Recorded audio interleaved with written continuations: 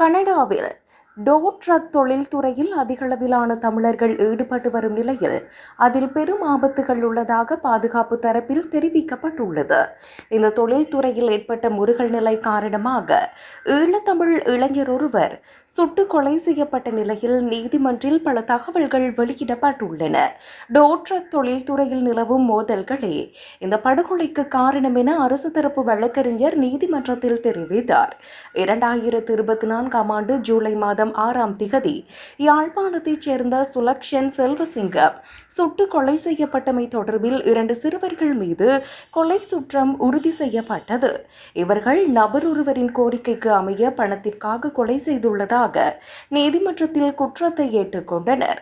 இந்நிலையில் கனடாவில் நிம்மதியாக வாழ்ந்து வந்த தமது குடும்பத்திற்கு இந்த சிறுவர்கள் பெரும் துன்பத்தை கொடுத்துள்ளதாக கொலை செய்யப்பட்ட ஈழத்தமிழ் இளைஞனின் சகோதரி நீதிமன்றத்தில் தெரிவித்துள்ளார். குடும்பத்தின் நம்பிக்கையாக இருந்த தனது சகோதரனை இழந்தது தமது வாழ்நாள் முழுவதும் நீங்காத வடுவை ஏற்படுத்தியுள்ளதாக அவர் கண்ணீர் மல்க குறிப்பிட்டுள்ளார்.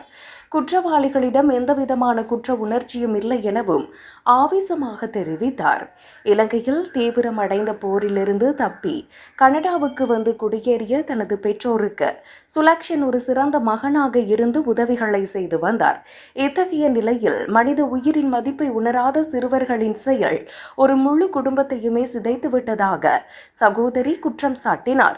28 வயதான சுலக்ஷன் தனது வெள்ளை நிற மெர்சிடிஸ் காரில் இருந்தபோது பிங்கரிங் பகுதியில் உள்ள எரிபொருள் நிரப்பு நிலையத்தில் வைத்து சுட்டுக் கொலை செய்யப்பட்டார்.